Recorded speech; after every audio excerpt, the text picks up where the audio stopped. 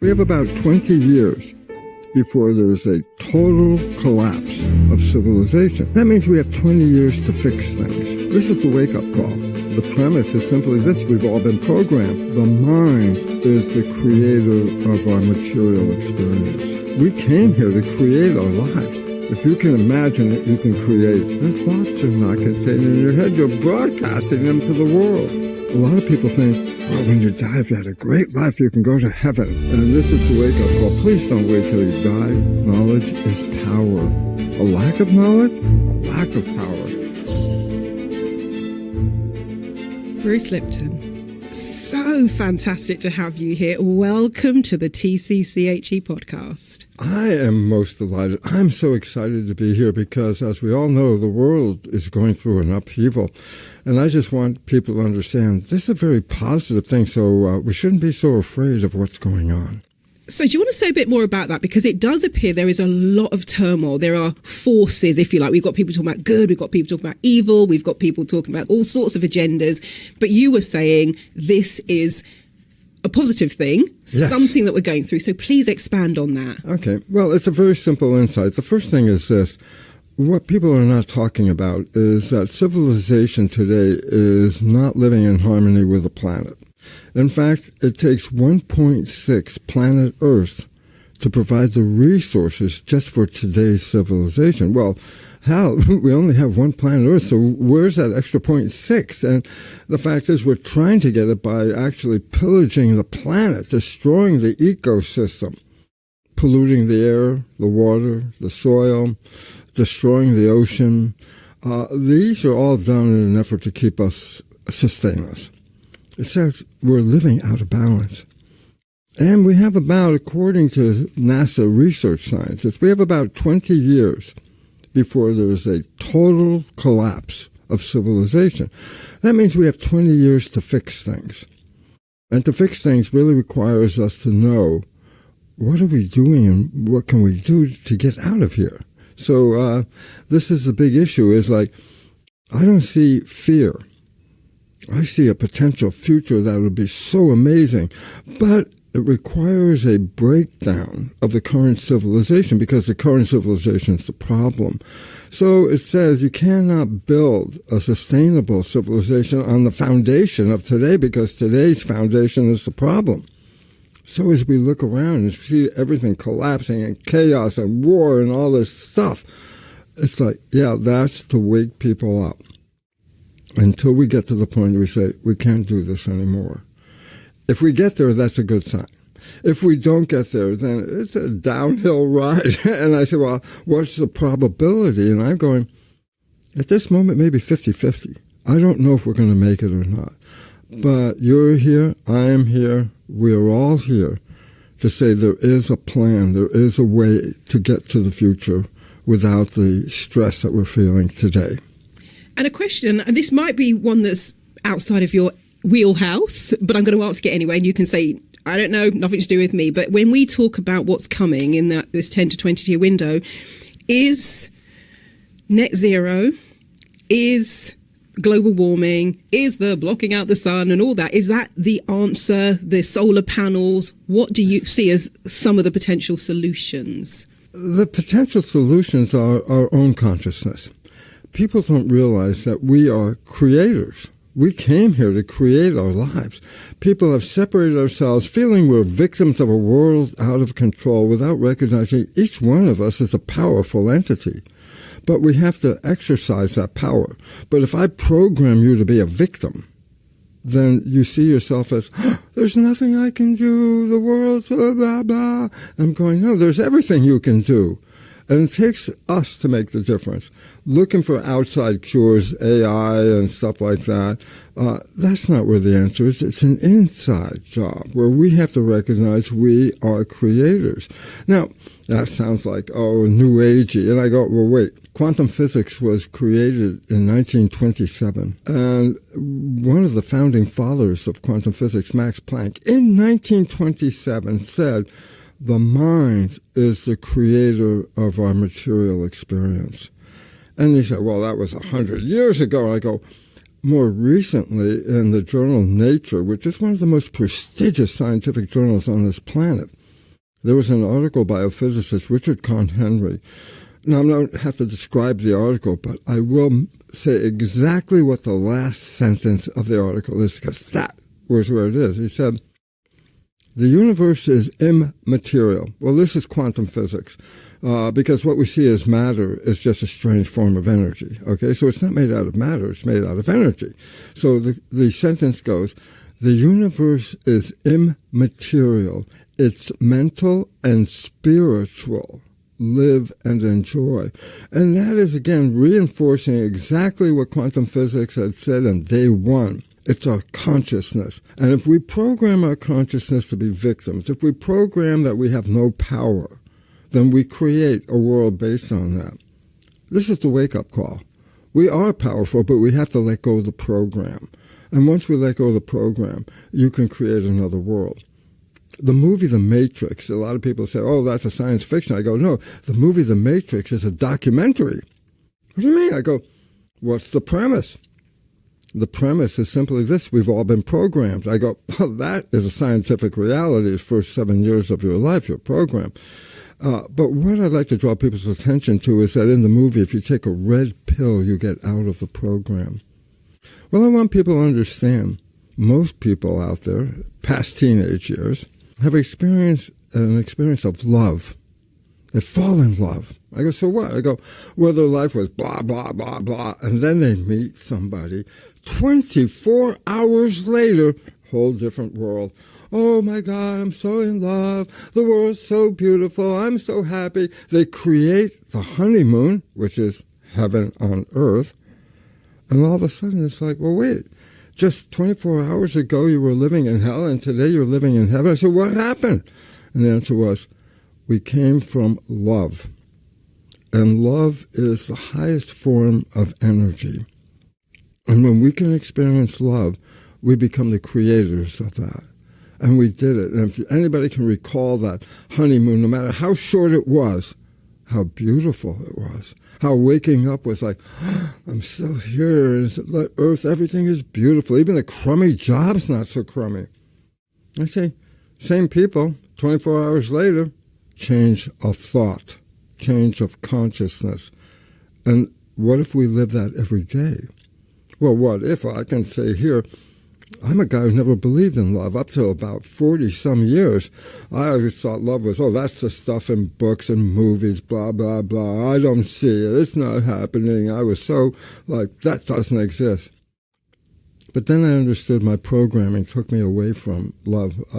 I was programmed by watching my father and my mother. My father had a dysfunctional relationship with my mother. Well, in the first 7 years of programming, I downloaded his behavior. I don't see it.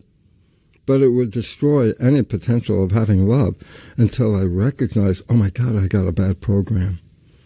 I changed that program. And then all of a sudden it was like pushing people away. Okay, no, I don't want a relationship. I'm really learning. I'm enjoying my life. But I met my partner, Margaret. And here's the absolute 100% truth. I've been on a honeymoon with my darling Margaret 30 years. So I say, you can have a whole life that way. So I can only honestly say, so far I've only had 30 years of living in the same world that everybody else is in, but creating a honeymoon existence for that time. All I can say to people is, boy, if that place to go is to be in love, because love is the harmony, and that's what we all need right now. Oh, that is absolutely beautiful. And you mentioned about the programming and the up until the age of 7, the imprint period. If I had met this 7-year-old you, did you know what you wanted to do and the impact that you wanted to make in the world? Did you know that science and this world was going to be your thing? What did you want to do when you were 7? Do you remember? Play. I wanted to play a lot. I always loved, look, being a kid, there was no responsibility, just to make sure I showed up for dinner, But I did have an inkling without knowing it at the time, because I was in 2nd grade, and I remember the science teacher. Let me just say his name because his name was so cool. Mr. Bangelsdorf. I love that name. Well, he brought in a microscope into the class, and we had a slide with amoeba and paramecia, little one-cell organisms, and we all had a chance to look in the microscope. And I remember I looked in and I saw this amoeba move from one thing and then move to another thing. And it was like moving around like with reason. It wasn't just like a pinball bouncing. I thought, oh my God, it's a little human. It's like a little person. When you're small, if you find something smaller than you, that's even really cool. So I was enamored. I saw, oh my God, there was life in there. And as small as it was. And well, that was the beginning of my fascination with cells, and it led to, without my knowing it at that time, to my research as a cell biologist and using not just a regular microscope, the electron microscope. Whoa, that was so cool. Nobody knows really what an electron microscope is. You're all familiar with the little one on the desk. You walk into a room, and it's like a spaceship console, giant console, and a steel tube that rises up to the ceiling. And you put this little specimen inside. And then with all the controls, you can magnify it 1,000,000 times. I mean, it's like blow your mind. Not only did I see the cell, I was inside the cells. My study revealed, my God, they are the living things. And then when it comes down to the simple truth, we are made out of cells. You know, a lot of people think, oh, the higher you go up the evolutionary tree, the more intelligent the organism is. You know, so humans are intelligent and dogs are, you know, and a fish is, and then I have to bring people's attention to this. We're made out of cells. Cells created us. We are a cellular community. So if you want to talk about intelligence, we go all the way back to the cells, because we are, by definition, a community of 50 trillion cells. They give us life. They give us the experiences that we have. So I'm here to honor those cells, because all of us have those intelligent, marvelous beings in our life.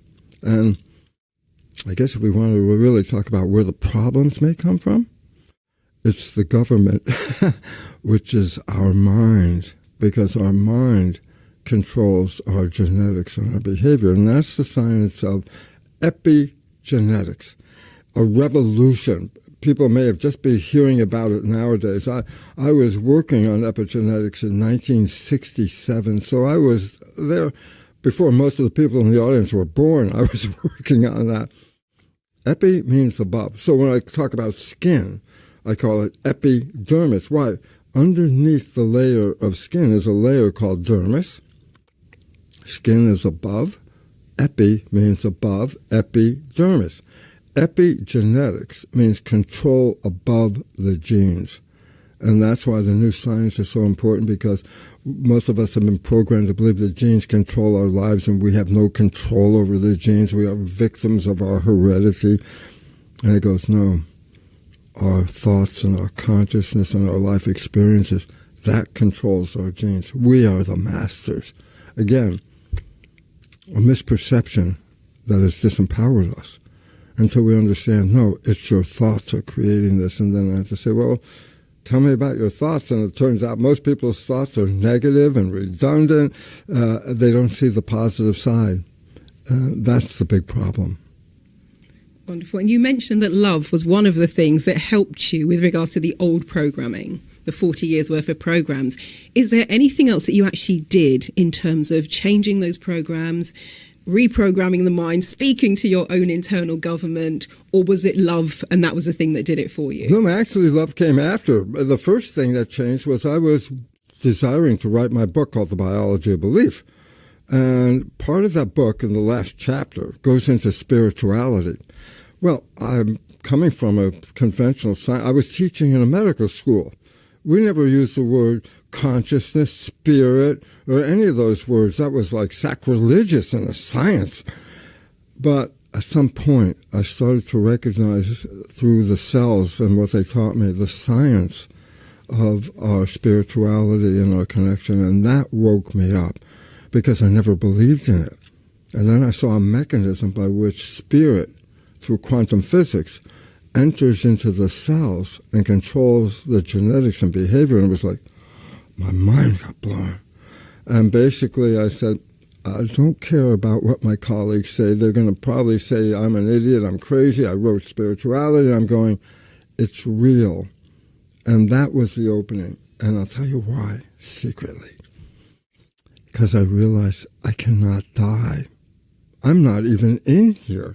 This is a virtual reality suit. Spirit comes in like remote control and allows me to do all the movements and do all this stuff.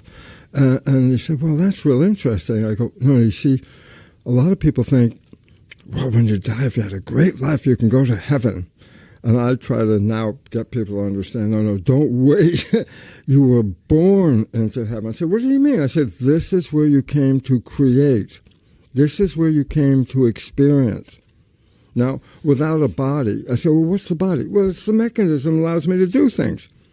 But it's also a device that generates emotions and feelings.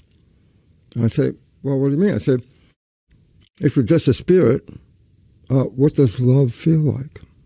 You know, what does a piece of chocolate cake taste like? Okay, what does a sunset look like? All of those are the result of a body of cells that translate the environment into experiences and sensations. So we came here to experience. Unfortunately, most people's experiences are so negative. A lot of people say, I hope this is the last time I'm here. And I'm going, well, then you really didn't understand this, did you? Because we came here to manifest. Heaven is the idea of creation. If you can imagine it, you can create it. And this is the wake-up call. Please don't wait till you die. Now is the time to experience all the joy of being alive. And when you're gone back into the energy field, hopefully you have good memories to say that was a great experience. And from your perspective of talking about the cells and biology and epigenetics, is it your thinking that do we only get one shot, one time in this suit to experience, or do we get to go around again and come back as another incarnation? Well, we have done this before, and we come back all the time. Now, the idea about that is we come from an energy. Our life manifests in energy. So our life experiences actually go back and alter the energy we came in with. It's called karma. You've changed the energy source by having energy that went back to the source. A lot of people say, what do you mean? I say, we talk about understanding your mind, put wires on your head. It's called electroencephalograph, EEG. I could read your brain function inside your head. And we all believe, yeah, my thoughts are in my head. There's another device called magnetoencephalograph. I go, it reads brain. I go, yeah, but what's important? The probe is out here. I go, so what does that mean? Your thoughts are not contained in your head. You're broadcasting them back to the source, but also into the world. People can read your thoughts. You've done it yourself. You can get close to somebody and even know what they're going to say at some point. Why? The thoughts come before the action. And so the important part about this is we come here, have life experiences, alter the original broadcast, karma, and have an option to come back until we get the broadcast back into the harmony it was before we got here the first time. And so living a wonderful, happy life, you're creating that harmony back into your spirit, into your soul. And I hope I get more chances to come back with the knowledge I have now. Because then day one would be the first day of walking to heaven and go, here I am in heaven, which I already know it is, but it took me 40, 50 years to figure it out. I would love to know that from day one. And I've always pondered, actually, because you look at the human condition, it appears that in order for us to learn and to grow and to evolve, we go through trials, tribulations, the dark night of the soul. And sometimes I think, can we not just get the learnings from having a good old time and from love and joy and fun? What are your thoughts? Is it part of the human condition that we have to break through and struggle? Or could we now be doing it a different way? I actually, unfortunately, believe that the struggle is a necessary part.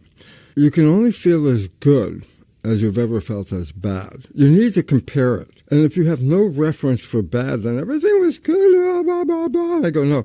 If you have it bad, then you have it good. Then you go, that's where I want to go.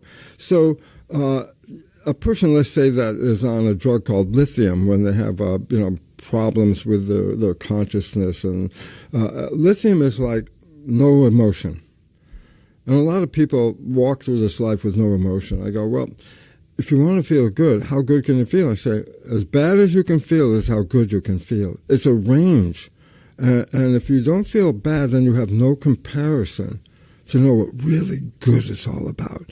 Not that I think, hey, let's go have a bad time. It happens.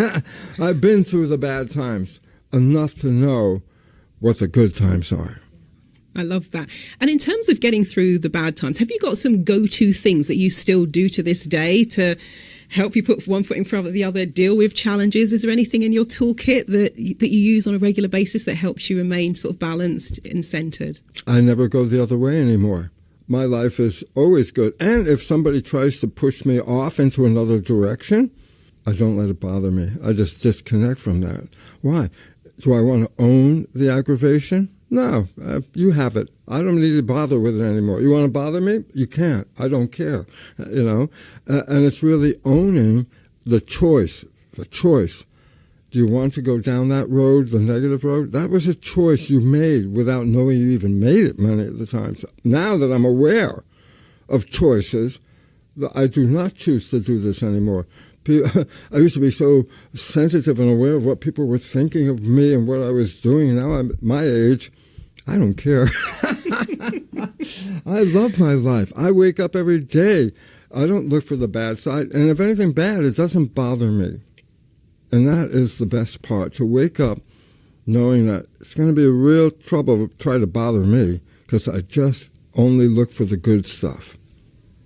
I love that. I love that. And is there anything, because we could go in a number of different directions with this conversation, is there anything we haven't touched on or that maybe I haven't asked you that you really would want people to know in this present time, either about you, your work, the state of the world, anything at all? Well, I just want, really, as we started, the one thing I want people to know is that they've been programmed to live in fear because they've been programmed to feel that they're victims of the world, that everything happened to me.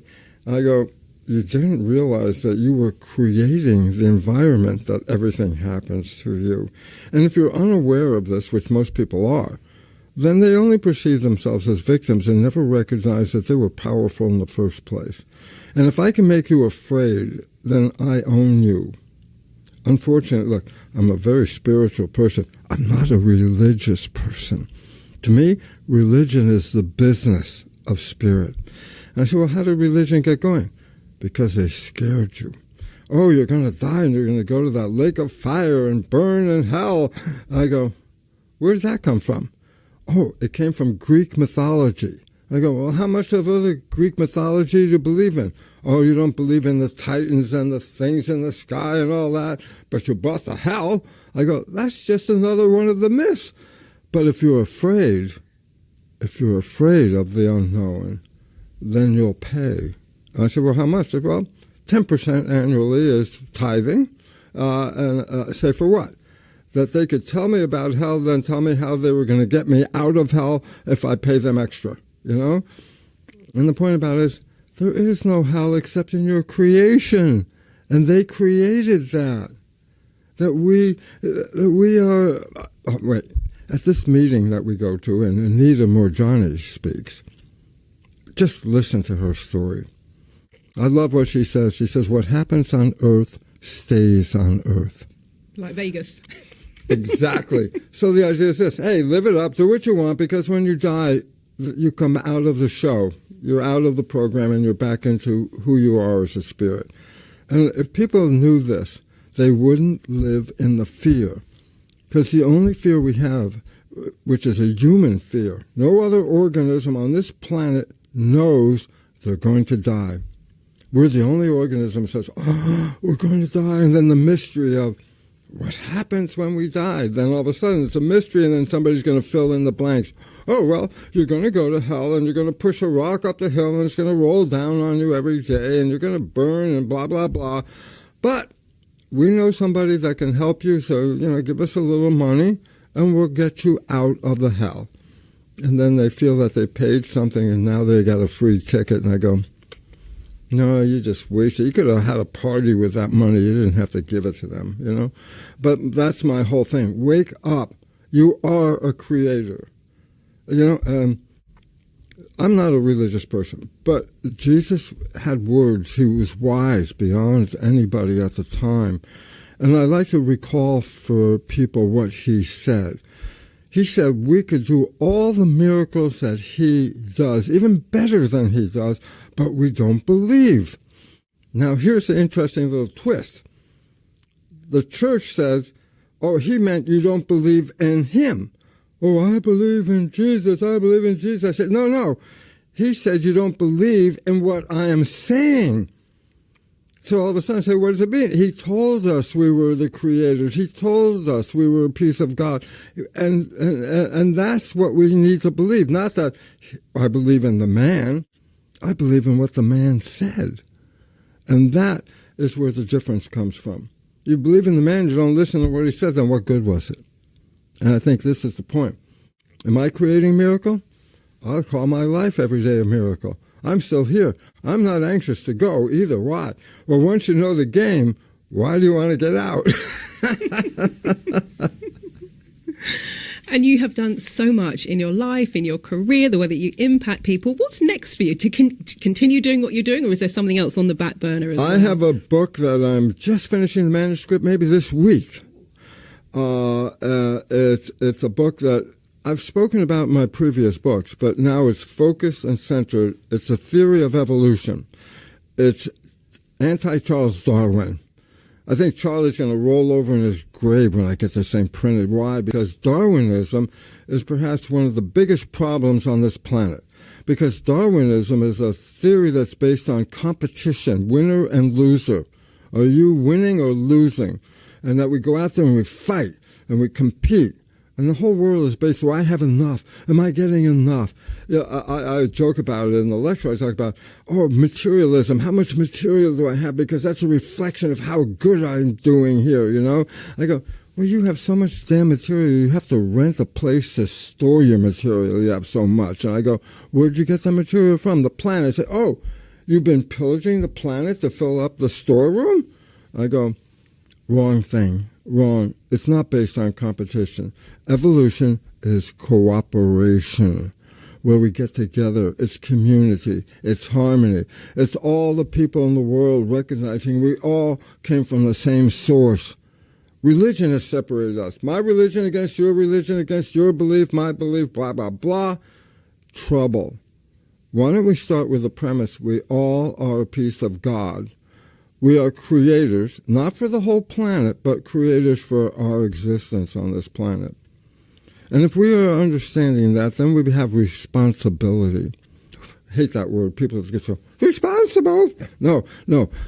We have a responsibility to create a life that's not just good for us, but good for everyone else on this planet. This is not where we are today, is it? No. This is the change that is required. We have to recognize all humans came from the same source. I don't care if it's male or female. This is a virtual suit. Male or female? No, I'm the broadcast. I get into the suit. White, brown, black, red, yellow. That's the color of the suit. We are not the suit. We are the broadcast coming in. If everyone understood that, then we recognize we all came from the same place. We all are the same source. I don't care about the virtual suit and what it looks like and how it appears. What I care about is we are all spirit, and we can't die. Because I related in my lecture, body's like a television set. I'm playing the Bruce Show. Hello, Bruce Show right here. Not time for an advertising break. This is the Bruce Show. I go, so what? Well, you're watching the TV and it breaks and we say, oh, the TV is dead. I go, the TV might be dead. Is the broadcast still there? And the answer, of course it's there. Get another TV, plug it in, tune it to the station. You're back on again. Well, I'm going, that's exactly what we are. We are this television set playing the show, but we're not the TV. We're the show. And the show is not in the TV. It's sent to the TV. If we would wake up with that realizing that we're a broadcast, and the broadcast never ends. The TVs come and go, but the broadcast is always here. Oh, that's wonderful. And that is a beautiful place to end today's broadcast. I really want to thank you, Dr. Bruce Lipton. Always an absolute pleasure. Thank you so much for your time today. I love being here with you because you light up my life. Thank you so very much. I can sit across the table from you. We can go on forever. Thank you so very much. And I want to thank Richard and TCHHGCHI, whatever those letters are, because this is a necessary organization to bring community back into the world and let us all know the knowledge, because knowledge is power. A lack of knowledge, a lack of power. So I enjoy being with this program because we offer the knowledge of self-empowerment. Wonderful. Thank you. Thank you. If you just watched that and something in you went quiet, I understand why. Here's the part of Bruce's story most people miss. This is a man who spent his career inside a single cell, peering through an electron microscope, and yet for more than 40 years he was certain that love simply wasn't real, at least not for him. He figured it was something invented for books and films. What he eventually found was that it was never a flaw in him. Somewhere in his first few years, watching his own parents, he had quietly downloaded a program, and it ran his life for decades before he knew it was there. Sit with that for a moment. The reaction you've promised yourself 100 times you'd stop having, and then had again anyway. What if that was never you? What if it was written into you long before you were old enough to agree to it? That's the science Bruce has given his life to. Your thoughts shape your biology far more than your genes ever will, which means you were never simply the victim of what you inherited, and the program written when you were 5 can still be rewritten now, at any age you are. On Saturday, September 5th, for the first time ever, he's sharing the stage with Anita Moorjani for a live online one-day workshop, Rewriting Reality, the Science of Personal Empowerment. Bruce spent a lifetime proving it in the lab. Anita lived it in her own body. One arrived through a microscope and the other through an experience no instrument could measure, and they both landed in exactly the same place. Bruce will take you into epigenetics, cell biology, and the science of perception. Anita will guide the meditations and exercises that open onto healing and what lies beyond the physical. It streams worldwide from New York, 10 a.m. to 7 p.m. Watch from home, keep the replay for a full year, and if it isn't for you, you have 14 days to get every penny back. The link is just below. Come find the program you've been running and finally rewrite it.